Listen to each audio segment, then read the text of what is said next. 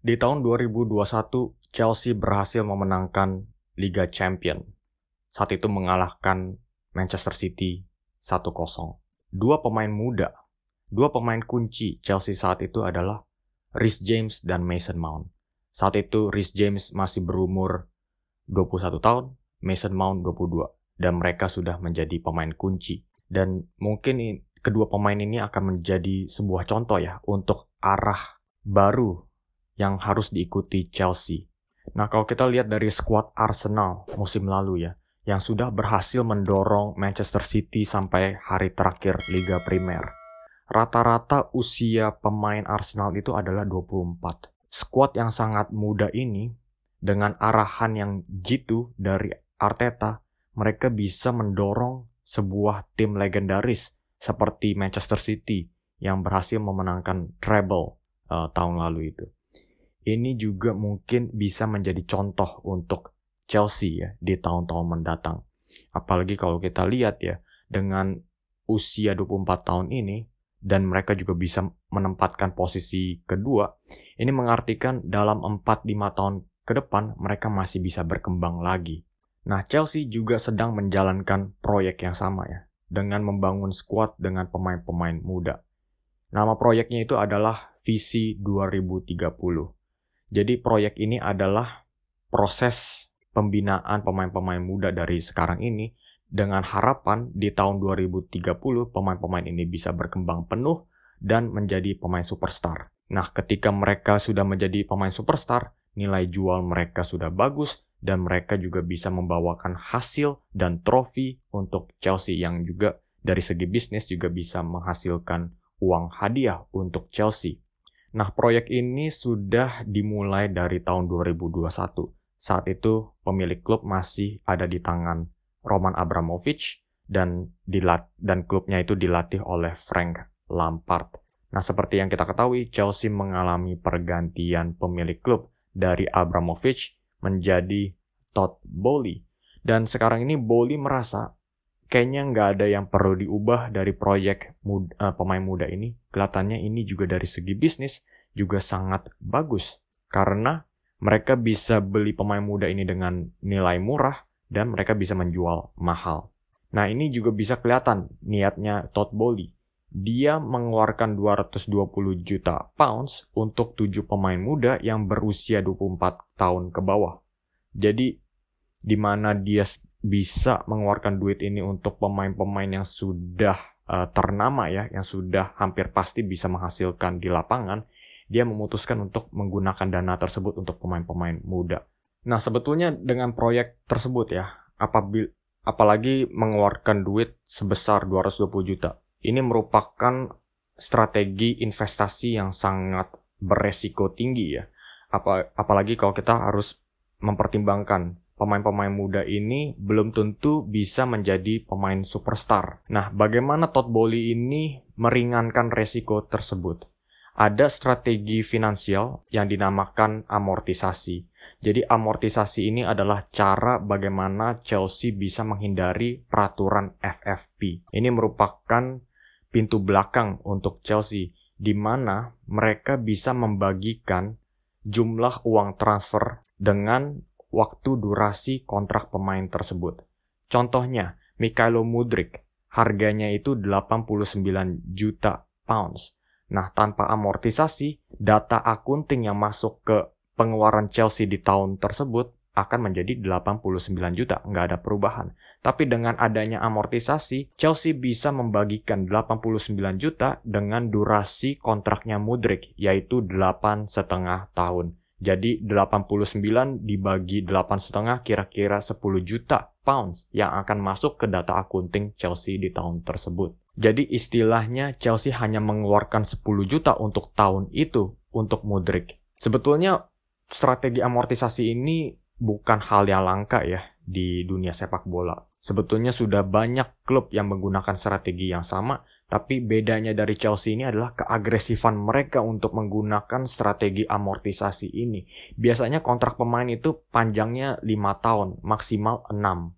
Tapi Chelsea bisa menawarkan Enzo Fernandez, Mykhailo Mudryk, dan yang terakhir Nicholas Jackson sampai 8 tahun panjangnya kontrak. Nah, kalau kita lihat dari kesuksesan seiring berjalannya proyek visi 2030 ini, sebetulnya sudah bisa kelihatan hasilnya. Mungkin bukan dari hasil di lapangan atau hasil dari trofi, tapi bisa kita lihat dari perkembangan pemain-pemain muda di Akademi Chelsea saat ini. Ada pemain seperti Cesare Casade, pemain berasal dari Italia yang masih berusia 20 tahun yang dibeli dari Akademi Inter Milan.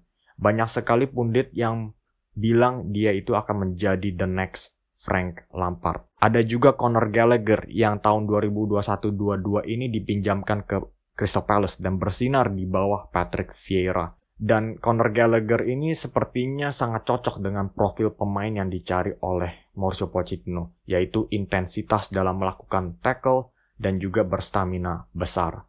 Nah, ada juga Levi Colwill. Ini adalah seorang pemain center back ya, yang saya nilai bisa menjadi pemain berpotensi tinggi.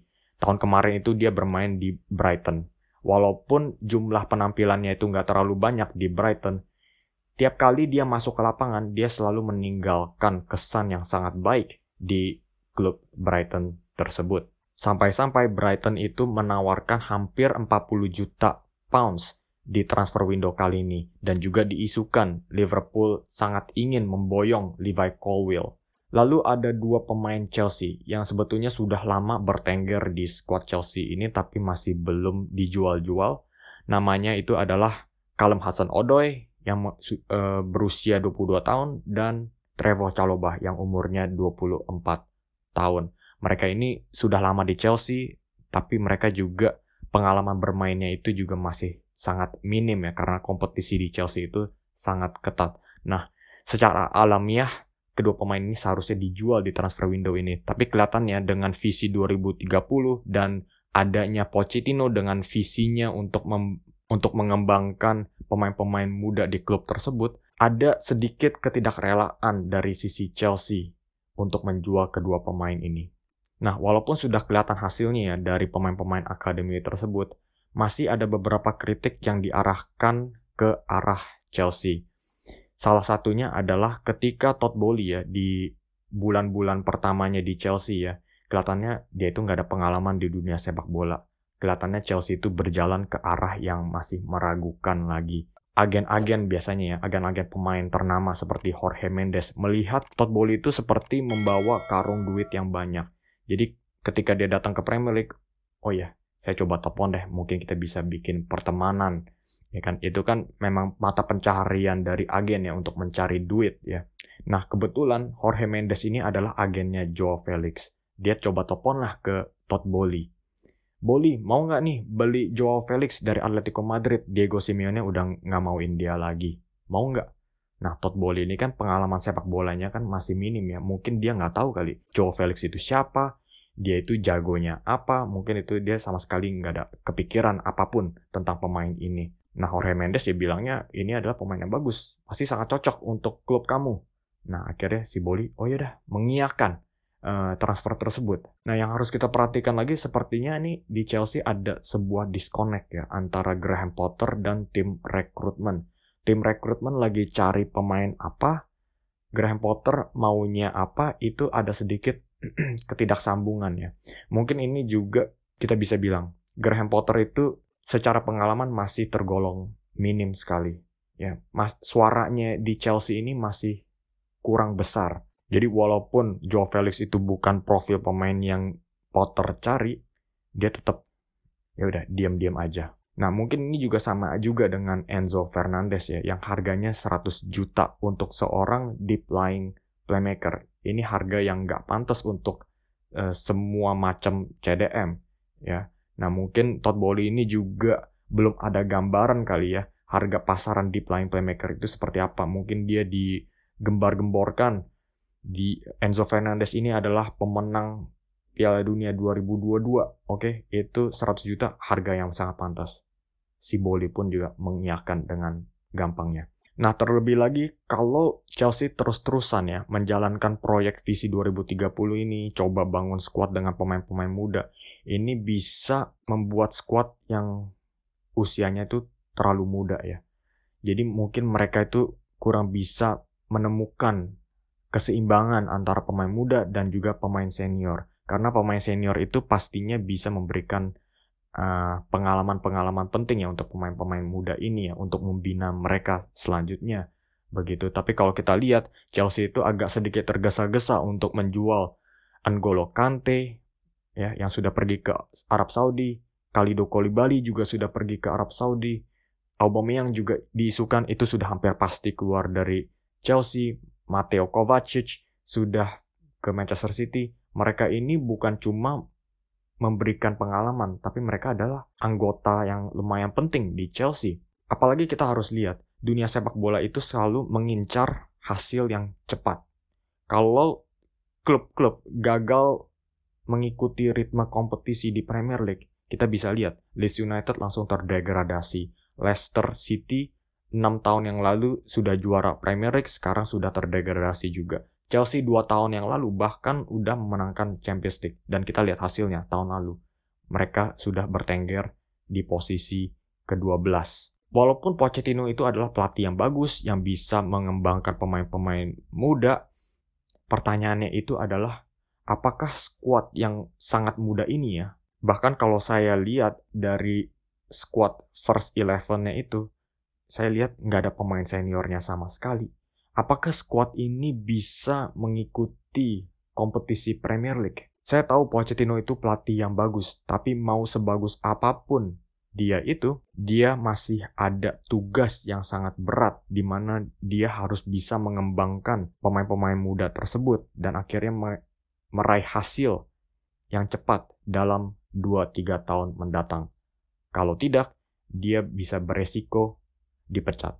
Dan dengan strategi amortisasi ini, sebetulnya dari luar kelihatannya ini adalah strategi yang sangat pintar ya untuk bisa beli pemain-pemain mahal ya dalam jumlah yang banyak. Tapi kita bisa lihat lagi dari segi kontraknya. Panjangnya bisa 8 tahun. Ini kontrak yang sangat panjang. Kalau sukses, ya bagus-bagus aja. Artinya pemain itu akan bermain di Chelsea selama 8 tahun. Dan nilai jualnya juga pasti akan selalu tinggi.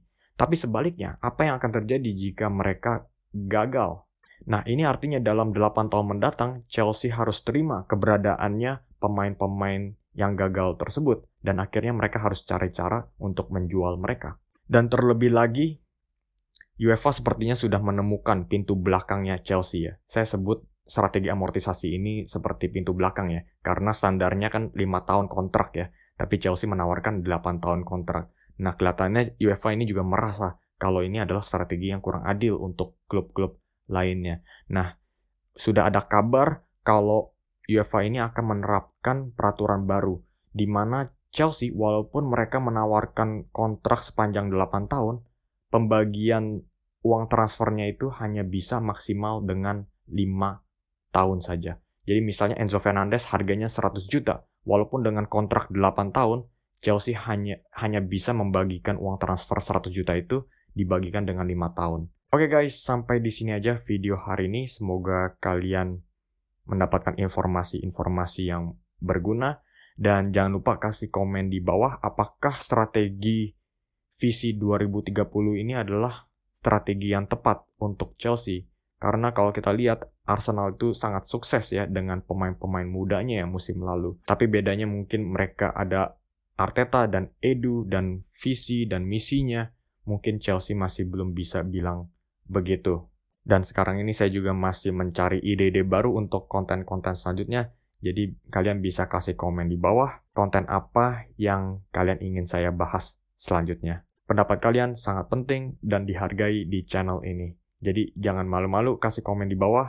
Saya pasti akan selalu baca komen kalian dan akan coba untuk membalas satu persatu. Oke, jadi jangan lupa kasih komen dan kasih like and subscribe seperti biasa. Ini pasti akan sangat membantu algoritma channel ini.